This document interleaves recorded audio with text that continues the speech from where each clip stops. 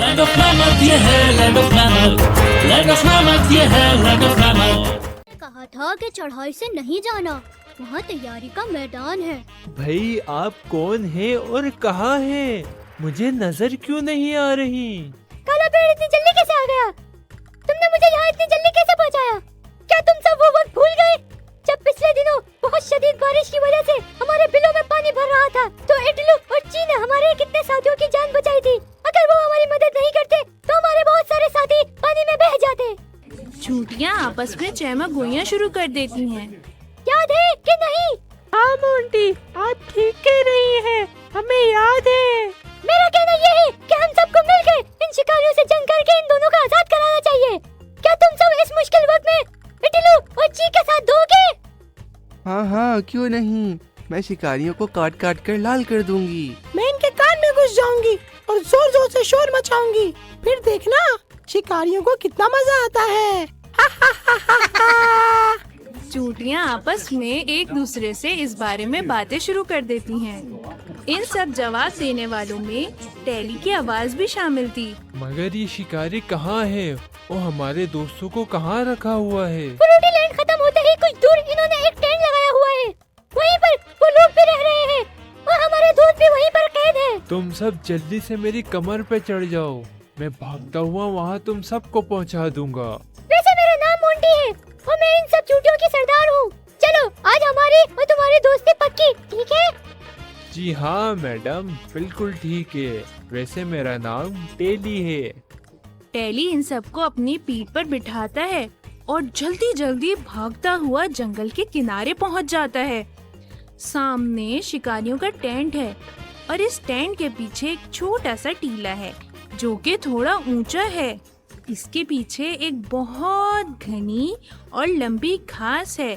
जैसे ही सब वहां पहुंचते हैं, मोंटी आगे की तरफ इशारा करते हुए कहती है, चलो आगे बढ़ो और दुश्मन की कमर तोड़ दो। अपने सरदार की आवाज सुनते ही तमाम चूटियां टेली पर से उतरकर हमला करने के लिए भागती हैं।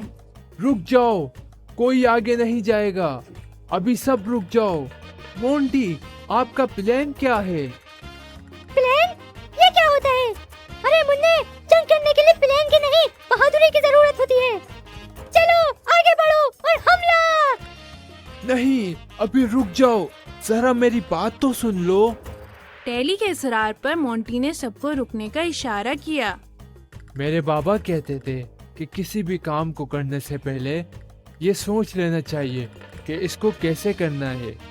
ये सोचने से हमारे दिमाग में बहुत सारी बातें आ जाती हैं, जिनकी वजह से वो काम बहुत जल्द और आसान हो जाता है। इसी चीज को प्लान कहते हैं। अब बताएं मोंटी, क्या आपके पास कोई प्लान है? नहीं। अच्छा, एक मिनट रुकें। टेली अपनी सूंड हवा में ऊंची करके एक आवाज निकालता है। थोड़ी ही देर में मंकू बंदर वहां पहुंच जाता है। मिंकू, जल्दी जाओ और जाकर बकरों को बता दो कि चीन को शिकारियों ने कैद करके रखा हुआ है और वो अपने साथियों को लेकर यहाँ पहुँच जाए। और खरगोश के सरदार को भी बता दो कि इटलू शिकारियों की कैद में है और जल्दी से बहुत से खरगोशों को लेकर यहाँ पहुँचे। जाओ, शाबाश। ये सुनते ही मंकू बंदर दरख्तों पर उछलता कूदता जंगल में गायब हो जाता है। फैंटी को साहिल पर चलते हुए लंबी और हरी भरी घास नजर आती है। शुक्र है कि बड़ी वाली हरी घास नजर तो आई। अब मैं लैंड ऑफ मैमथ्स में दाखिल हो सकता हूँ। बस जल्दी से मुझे टेडी मिल जाए। फैंटी लंबी और हरी घास से गुजरकर आगे जाना शुरू कर देता है। 6 बकरे और 8 खरगोश भी इस जगह पहुंच जाते हैं जहां पर टेडी और चूटियां मौजूद हैं। चूटियों, तुम सब जल्दी से इस टेंट में दाखिल हो जाओ और चुपचाप इन शिकारियों के कपड़ों में चढ़ जाओ। जब तुम्हें मेरी चिंगारने की आवाज आए तो एक साथ काटना शुरू कर देना। आपके काटने से शिकारी परेशान होकर बाहर निकलेंगे और वो दरवाजे से निकलकर सीधा भागेंगे। जैसे ही वो दरवाजे से निकलकर बाहर आएंगे, मैं सामने अपनी सूंड में कीचड़ भरकर उनके ऊपर फेंक दूंगा। बकरो, तुम बाएं जानिब से हमला करना जब वो बाएं जानिब से तुम्हारी टक्करें खाएंगे तो वो यकीनन दाएं जानिब भागेंगे। जब वो दाएं जानिब भागेंगे तो वो आगे जाकर गड्ढे में गिर जाएंगे। चूंटियां छुपके छुपके शिकारियों के कपड़ों पर चढ़ने लगती हैं।